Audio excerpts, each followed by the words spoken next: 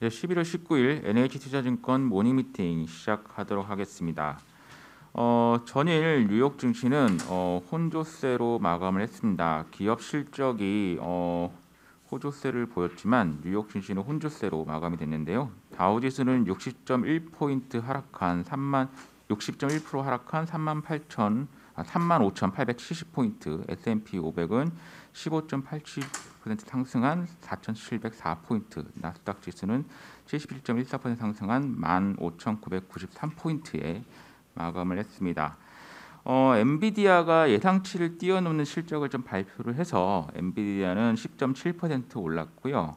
애플 같은 경우는 2025년 완전 자율주행차 출시 보도 영향으로 2.8% 올랐습니다. 최근에 좀 이슈가 됐었던 전기차 스타트업 기업인 리비안하고 요시드는 이틀 연속 하락하는 모습을 보였는데요. 리비안 같은 경우는 전일에 이제 15% 이상 하락했는데 어제도 15% 이상 하락하는 모습 보였고, 요시드 같은 경우도 10% 이상 하락한 모습을 보였습니다.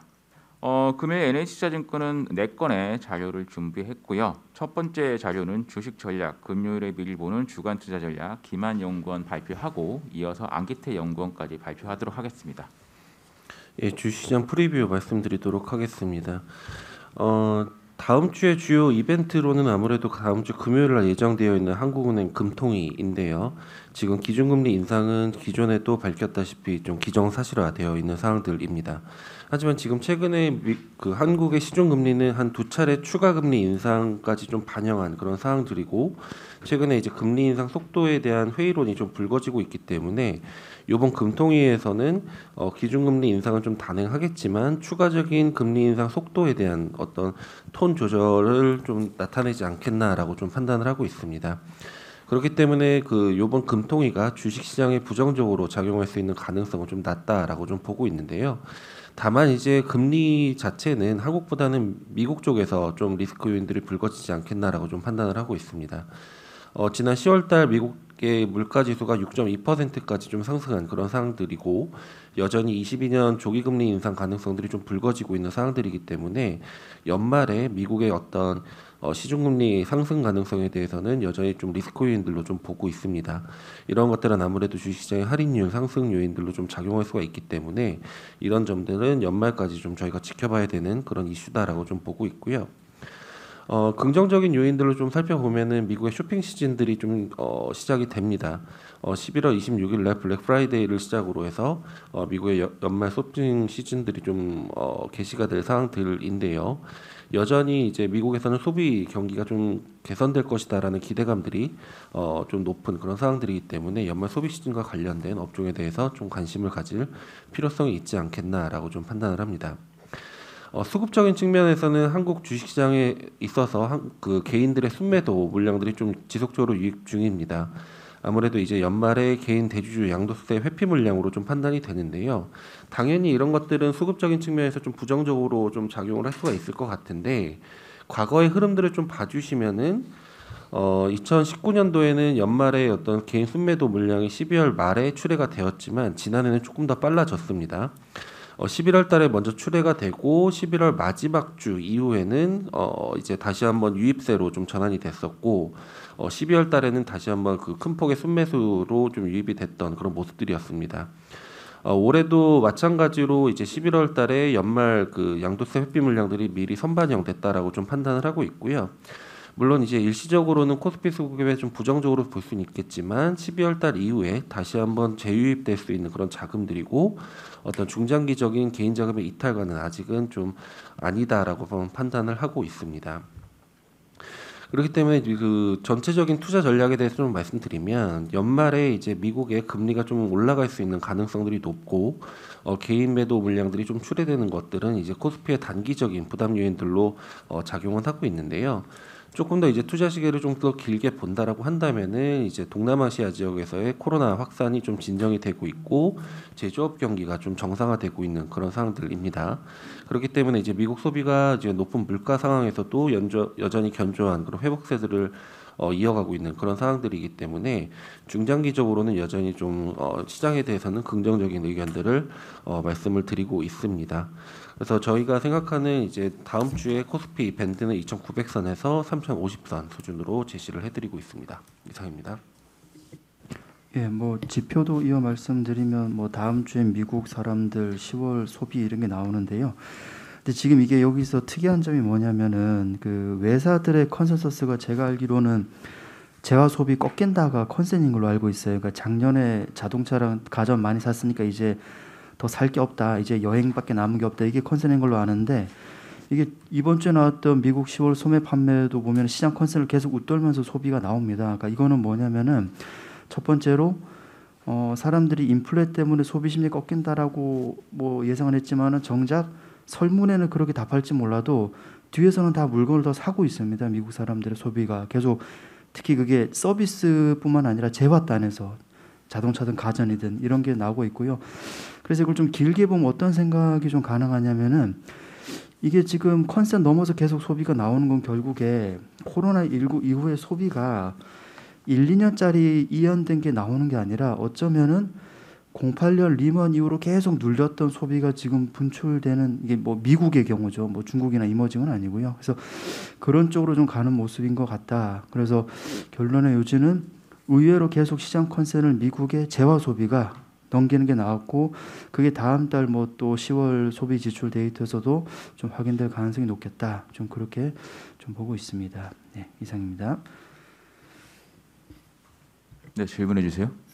네, 저희 그 일정에 보면 다음 주 목요일에 이제 FOMC 의사록 이렇게 돼 있는데 혹시 뭐 요 건에 있어서 저희가 조금 주목을 해야 될 부분이 있을까요?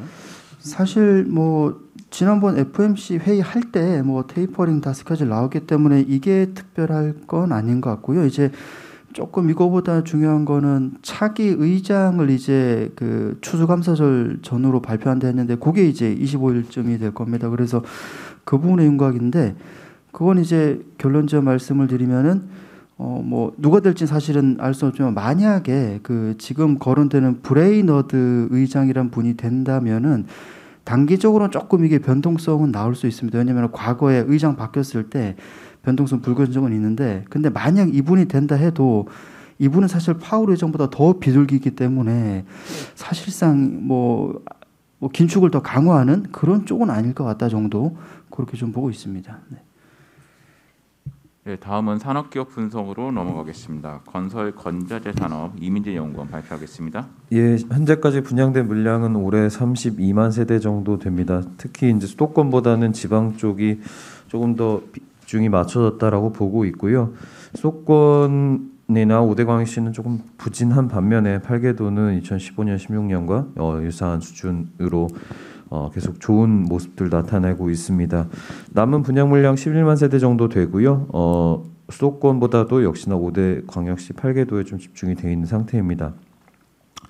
일단은 당초 예상했던 수준보다는 한 10% 정도 부진하지만 그래도 15, 16년 이후에 최대 수준을 기록하고 있는데요. 이제 이슈가 되는 거는 청약 경쟁률인 것 같습니다. 5대 광역시나 수도권 같은 경우는 대구를 제외하고는 견조한 상황인데 8개도는 8월부터 소위 미분양 지역들이 다수 발생하고 있는 상태고요. 특히 이제 경주 쪽이 4개 9월, 10월에 분양한 4개 단지 중에 3개가 미달하고 있기 때문에 이제 남은 분양 물량들이 정상적으로 소화되는지 아무래도 지방에 좀 포커스가 맞춰져 있기 때문에 이런 부분들 저희가 체크할 필요가 있다고 보고 있습니다. 그다음에 지난 8일 국토부 이제 분양가 상한제 심사 매뉴얼 관련해서 이제 새로운 기준을 좀 배포를 했고요. 핵심은 이제 건축 비삭감을 임의로 할 수 없게끔 구체화했다라는 점입니다. 그래서 분양가 상한제가 다소 좀 완화될 수 있고 분양가 올라갈 수 있는 여지들 뭐 분양 측면에서는 긍정적이지만 길게 봤을 때는 결국 매매가와의 스프레드를 좁히는 거기 때문에 분양 시장의 리스크를 좀 확대할 수 있는 요인으로 작용할 수도 있다라고 보고 있습니다. 네, 질문 없으시면 유틸리티 신재생에너지 산업 정현순 연구원 발표하겠습니다. 네, 지난 11월 13일 날 26차 유엔 기후 변화 협약 당사국 총회에서 글래스고 기후 조약이 채택이 됐습니다. 주요 내용은 크게 5가지고요. 이 중에서 가장 핵심은 이제 2022년 기후 총회에서 각 국가별 온실가스 감축 목표를 다시 재점검해서 다시 제출해라라는 부분이 가장 큰 의미가 있고요. 두 번째로는 석탄 발전에 대한 단계적 감축이 두 번째 이슈고, 세 번째로는 탄소 배출권 관련된 국제 규범을 설정했다라는 점입니다. 의미가 있다라고 보고 있는 부분은 그게 세 가지인데요. 일단 이제 석탄이 처음으로 기후 변화의 원인이다라는 게 기후 조약에 좀 들어갔다라는 점이고, 두 번째는 내년에 아까 말씀드렸던 내년에 이집트에서 열릴 UN 기후 총회에서 다시 국가별 온실가스 감축 목표들이 다 재검토될 예정이라는 거. 그다음에 세 번째로는 석탄 발전에 대해서 단계적 감축을 피할 수 없고 이제 국제적 압력이 더욱더 본격적으로 높아질 것이라고 보고 있는 겁니다. 사실 이번에 그 조약에 대해서 평가는 좀 상이한데요. 일단 석탄 발전에 대해서 단계적 폐지에서 단계적 감축으로 표현 문구가 좀 완화됐었는데, 그리고 또 뒤에 2페이지 차트를 보셔도 지금 온실가스 감축 목표량이 268억 톤인데 지금 국가별로 합쳐도 63억 톤밖에 안 되거든요. 그러니까 여전히 감축이 더 많이 필요하다라는 부분이 있고요. 그럼에도 불구하고 이번 조약에 그래도 의미가 있다라고 보고 있는 것 중에 가장 중요한 거는 이제 온실가스 감축에 미온적인 국가들이 이제 상당히 압박을 받기 시작했다라는 거고, 앞으로 중장기적으로 중국이나 인도, 호주, 러시아 등에서 온실가스 감축 계획이 상향되거나 중장기적으로 앞당겨질 수밖에 없다라고 생각하고 있습니다. 우리나라는 지금 2030년 온실가스 감축 목표를 이미 이제 기후총회 앞두고 상향 조정했는데요. 지금 사실 온실가스 감축이 2010년 대비 45% 정도 감축해야 파리 기후 협약을 달성할 수 있기 때문에 사실 국내도 어떻게 보면 파리 기후 협약을 충족하기 위해서는 더 상향 조정돼야 되는 부분들이 있습니다. 근데 문제는 현 시점에서 산업 부분에서 추가적인 온실가스 감축이 좀 어렵다라는 측면에서 봤었을 때 앞으로는 국내에서는 석탄 발전에 대한 폐지 압력이 더욱더 높아질 것으로 보고 있고요. 장기적으로 석탄 발전이 더 빠르게 좌초자산화 될 수 있다 이렇게 좀 판단하고 있습니다. 이상입니다. 네, 질문 없으시면 다음은 PI 첨단 소재 이기화 연구원 발표하겠습니다. 네, 어제 장중에 발간한 스파 코멘트고요. 최근에 경쟁사인 대만의 이제 타이마이드 테크라는 업체가 있는데, 이 업체가 모든 제품 구매에 해당되는 이제 그 고객들한테 가격 인상 통보를 좀 진행을 했고 지금 가격 협상에 돌입한 것으로 보고 있습니다. 최근에 PI 소재 부재료인 DMF 가격이 많이 올랐기 때문에 그렇다고 보고 있고요. 그 PI 첨단 소재 같은 경우에 최근에 이렇게 이제 부재료 가격이 오르면서 마진 하락에 대한 우려가 좀 있었는데, 경쟁사가 이렇게 가격 인상을 돌입을 하게 되면 좀 더 이제 추가적인 인상을 할 수 있는 논리가 좀 생겼다고 판단이 되고요. 그 실제로 저희가 봤을 때는 뭐 빠르면 다음 주 이후에 아마 추가적인 가격 인상이 가능할 것으로 좀 기대를 하고 있습니다. 그 동사 주가는 최근에 말씀드린 것처럼 그런 우려들 때문에, 그리고 이제 IT 기기 수요 둔화에 대한 우려 때문에 주가가 좀 빠져 있는데, 최근 아이폰 13 시리즈 같은 경우에는 수요가 생각보다 되게 좋고요. 내년에는 어차피 이제 전반적인 수요 회복을 예상을 하기 때문에 지금은 약간 비수기긴 하지만 오히려 이럴 때 좀 그 저가 매수를 해두면 내년 하반기 정도에는 괜찮을 거라고 생각을 하고 있습니다. 그 중장기적으로는 뭐 스마트폰뿐만 아니라 지금 전기차 배터리, 뭐 XR 같은 새로운 어플리케이션으로 PI 소재 활용도가 좀 커질 거라고 보고요. 결국에 이제 IT 기기 전반적으로 이 PI 소재가 반드시 필수적인 소재라는 거 감안하면 최근 주가 하락에 좀 매수 기회다라고 생각을 하고 있습니다. 네, 추가 질문 없으시면 NH투자증권 11월 19일 모닝 미팅 마치도록 하겠습니다.